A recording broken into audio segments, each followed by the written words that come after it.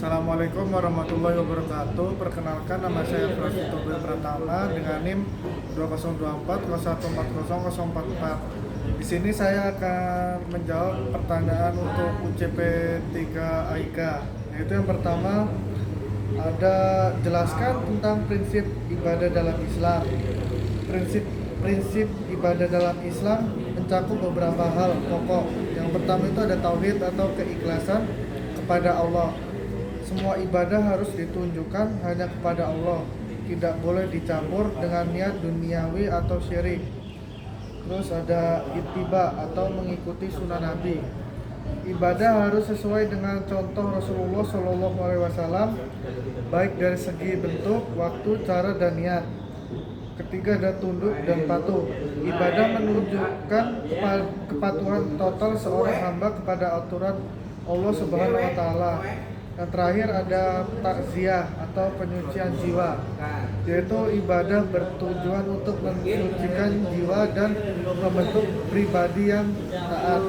Yang kedua ada soal, yaitu jelaskan hukum meninggalkan sholat menurut para ulama 4 mazhab. Nah, yang pertama mazhab hukum meninggalkan sholat dengan sengaja, yaitu ada Hanafi, tidak dihukumi kafir tetapi dosa besar, dikenai takzir. Terus ada mazhab Maliki, yaitu bila tidak karena ingkar, tidak kafir tetapi dosa besar. Terus ada Syafi'i, tidak kafir namun tetap berdosa besar dan dihukum. Yang terakhir ada Hambali, bila meninggalkan karena malas bisa dihukum kafir. Nah, terus soal ketiga dan jelaskan jenis-jenis puasa wajib dan puasa sunnah.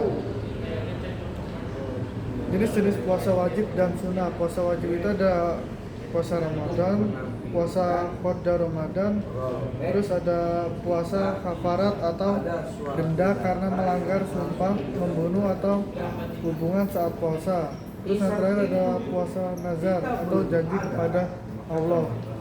Terus ada puasa sunnah, yaitu yang pertama ada puasa Senin Kamis, puasa Ayyamul Bid, yaitu 13, 14, 15 tiap bulan Hijriah. Ada puasa Arafah, yaitu bulan Zulhijjah sampai untuk yang tidak berhaji. Yang keempat ada puasa Asyura 10 Muharram, puasa Daud selang-seling, puasa 6 hari dari bulan Syawal. Terus yang keempat itu ada soal jelaskan definisi dan perbedaan zakat fitrah, zakat mal, infak, sedekah, dan wakaf.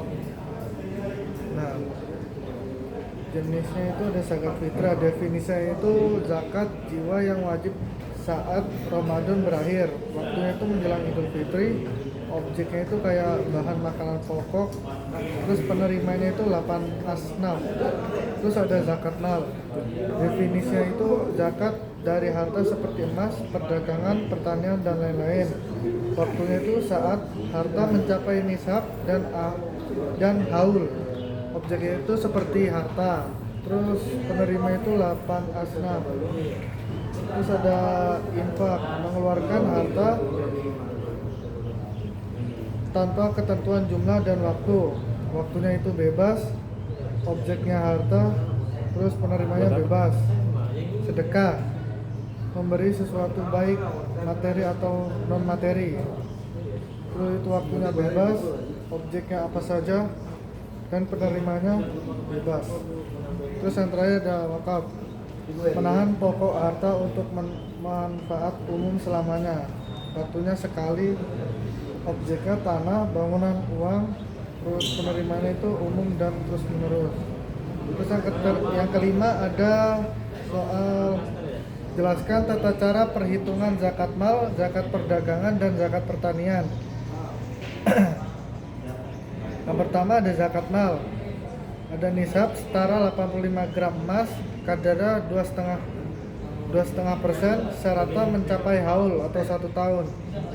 Terus ada zakat perdagangan, yaitu total aset atau modal plus keuntungan dihitung pada akhir tahun. Kadar zakat 2,5%, syarat nisabnya setara 85 gram emas. Contohnya itu seperti modal atau keuntungan 2 juta. Ya kata 2,5% dikali 200 juta, yaitu 5 juta. Terus ada zakat pertanian. Nisab setara 653 kilo gabah, kurang lebih 520 kilogram beras atau itu. Terus ada kadar 10% jika menggunakan air hujan atau tanpa biaya irigasi, 5% jika dengan irigasi atau biaya. Terus yang terakhir ada soal jelaskan tentang kriteria 8 asnaf menurut Muhammadiyah.